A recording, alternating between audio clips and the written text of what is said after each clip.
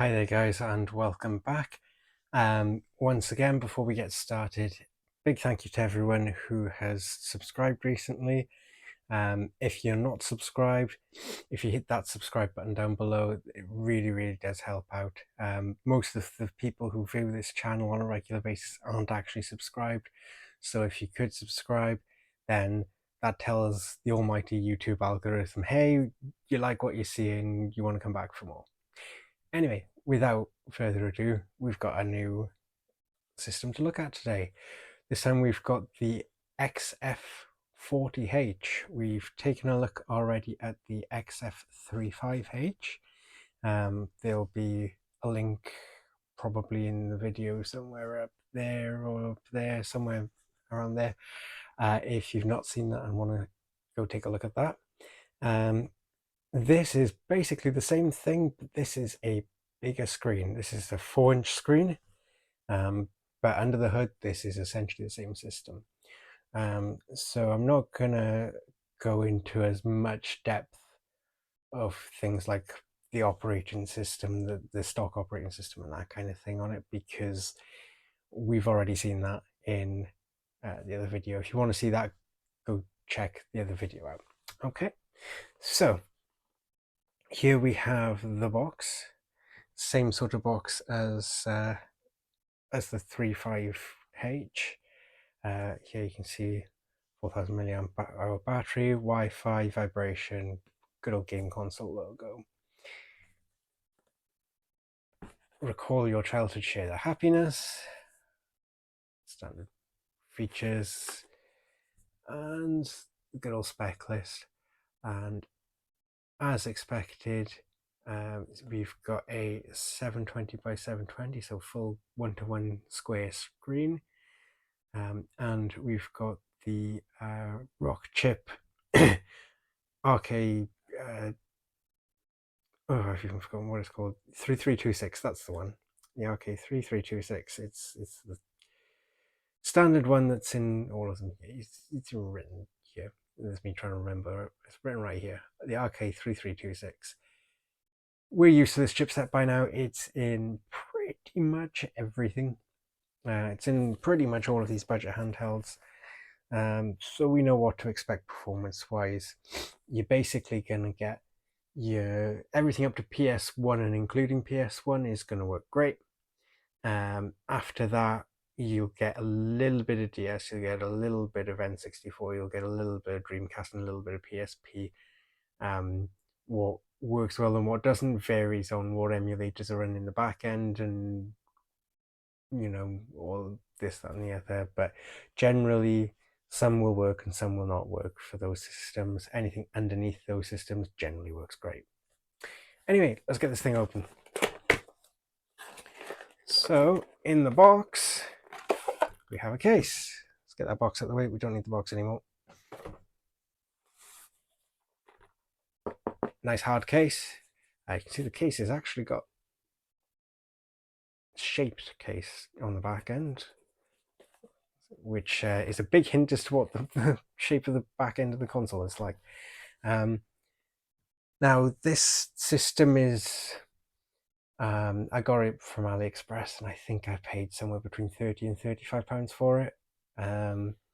Your sort of price may vary depending on coupons and what sales are on and which region you're from and this, that, and the other. But it's in the sort of sub $50 range if you're in the old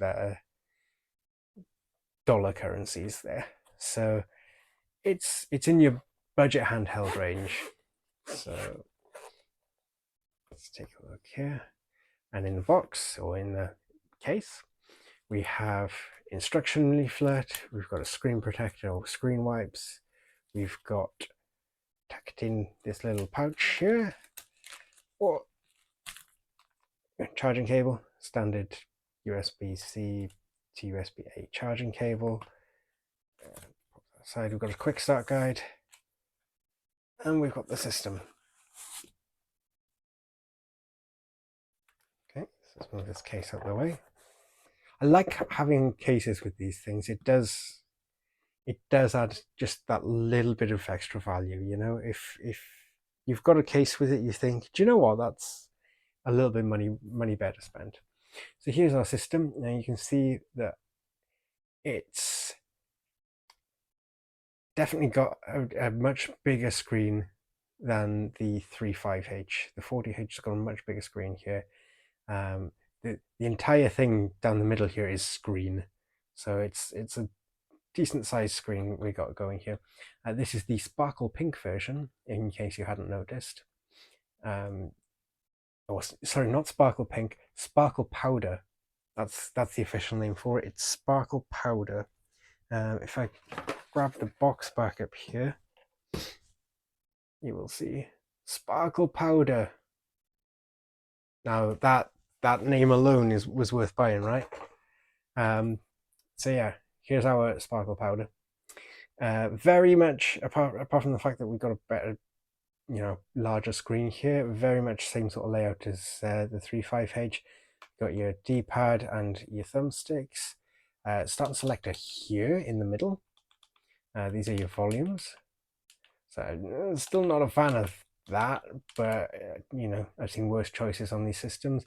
Your face buttons are decent, a little clicky, but they're decent. Shoulder buttons, inline shoulder buttons, not much complaints. We've got a speaker on this side and a vibrational motor in there. That's not a speaker, that's a vibrational motor.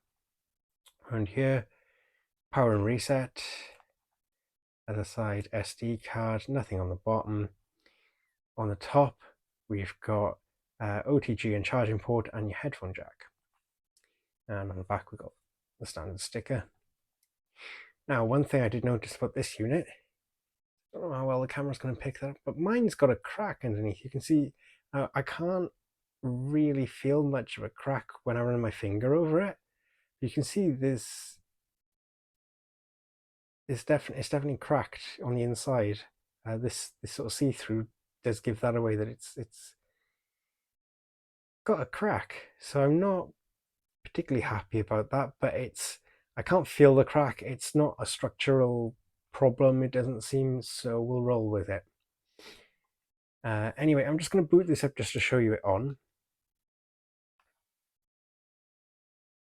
Lovely big screen. It vibrates to let you know it's got a vibrational motor in it.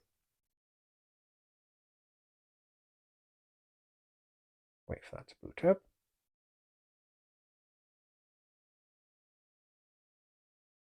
And as you were probably expecting, we've got MULEC on the system. And look, we've got these lovely RGB sticks going as well. So yeah, MULEC on the system. Nothing that we haven't seen before here. They do put a user's manual actually on the system, which is a nice little touch. But yeah, nothing that we haven't seen before here. Loaded with the usual ROM sets. Not too fussed on when they do that. Again, this is one of those systems where MULEC is built into the device itself. We've only got one SD card slot, and that is purely for games. This is, however, ArkOS compatible. So you can see, if we bring that up here, MULEC version 4.7, and it's this dirty version, whatever that is. Anyway, so the device has got built-in Wi-Fi, which is quite useful, and I will show you why. So let's shut down MULEC and take our SD card out. The SD card that we get with this is the unique style 64 gig. I have no idea if these are good cards or not. They are this unique style branding that you see on the case, etc. If anyone's done any tests on these, let me know if these are actually decent SD cards or if they're complete and utter trash. Anyway, not a fan of the usual ROM sets that they dump on these. Obviously, they haven't got the licenses, blah, blah, blah, and just not a fan of them doing that. Anyway, that goes to the side. Here's a card I made earlier. Let's pop it in, because ArkOS is available for this. There is the GFan mod, so that's what you want to be looking out for. online, you want to be searching for the GFan mod, and we can boot this up.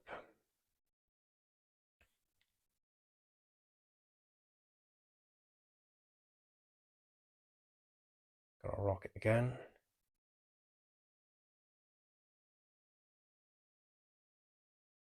And we're in. Okay, so here we've got ArkOS, and if I just go in here, you can see, I'm going to show it there properly. No, we may have to go into the full settings. Ah, there we go, right down there. So you can see distro version ArkOS, and this is the GFan mod, and it's the particular version of this release. Okay, so that's what's running on here. Now, what I wanted to show you guys is Portmaster tends to work quite well on these machines. I'm not going to go into Portmaster in a great lot of detail. You can look that up yourselves, but you can access that. If we go into options here, if we go into tools, you can see Portmaster is an option there. When you boot that up with Wi-Fi, you will get the option to download Portmaster games. Now, the commercial games you have to own a copy of, and there's instructions of what to do with your own copy of it. But there are some interesting games that will run on here.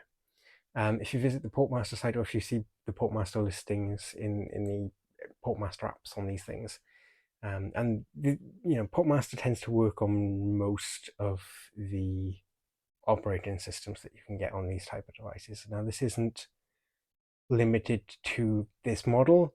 This will work on your good old friend the R36S, and all the other clones, and pretty much most of the systems that we've covered on this channel. So this is just going to give you a taste of what Portmaster can offer. So if we go into ports, you can see some of the ones that I've got here. Again, follow the instructions from Portmaster as to how you put the sort of licensed games that you own on here.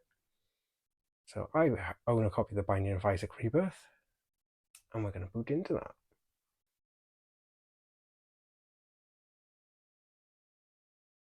Go. And when it boots, it gives you these options. Now, on this particular version of ArkOS, I select the swap A/B buttons because Portmaster tends to swap the A and B around on this particular OS. So if you select swap A/B buttons, it'll go back to normal, it'll revert back to normal. You may want to go in and tweak some of the controls. It seems to have not mapped the thumbsticks properly, but the rest of the buttons seem mapped okay. So it does take a while to load. Like these are not the lightest of games. They do take a while to load. So I might end up fast forwarding through this bit. I might just make you guys wait. We'll see. But we should be into games soon. There we go. You can see it. Game works. So let's start a game. Run. Oh, Isaac.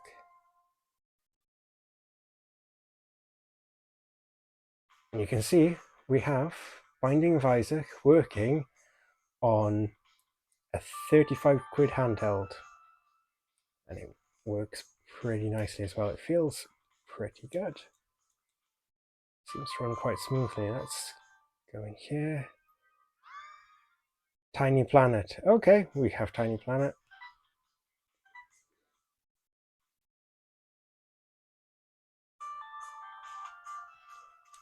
Oh, okay. Orbit. That's what Tiny Planet does. It orbits our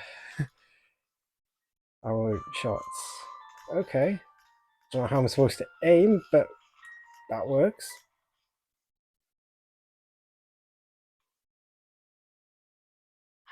Oh god. Yeah, I'm not sure I like this whole not aiming thing. But it seems to work anyway, so we'll roll with it for now. Okay. Oh, you just can't aim with these things. Okay, okay. Do we have keys? We have a key. Let's drop the bomb.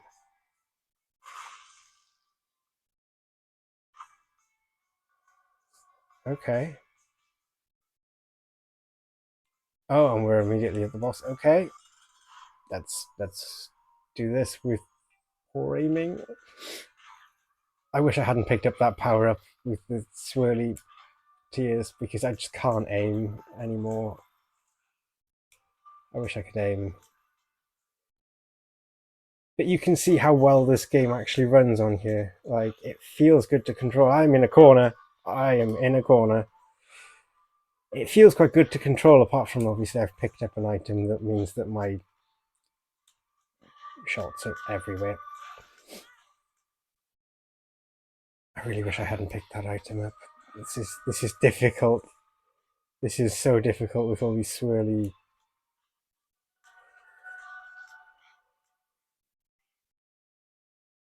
I'm not sure I'm going to win this. This is really difficult with all these swirly things.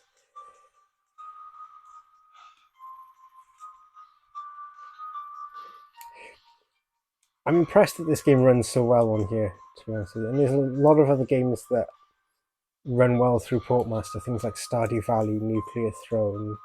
I think Sonic Mania is another one.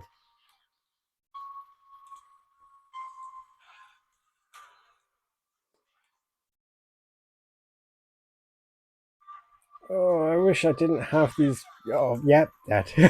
That's one of the quickest deaths I've had on that game. Anyway, that is the Binding of Isaac Rebirth running on a £35 handheld. So that shows you what these machines are capable of and how good Portmaster is. So yeah, guys, if you like the system, check out the XF40H, as you can see there. It is a shame that mine has got a crack on it. That is a bit of a shame, but oh well, can't always have it perfect every time. Otherwise, this system does feel really nice. This system, I do like it. It feels very comfortable to use. I like the screen. It's a nice big screen. I could probably sit here for a long time playing games on this. So yeah, that is the Binding of Isaac Rebirth running on Portmaster on ArkOS on a £35 handheld. Anyway, guys, be sure to like, comment, and subscribe, and I'll catch you on the next one.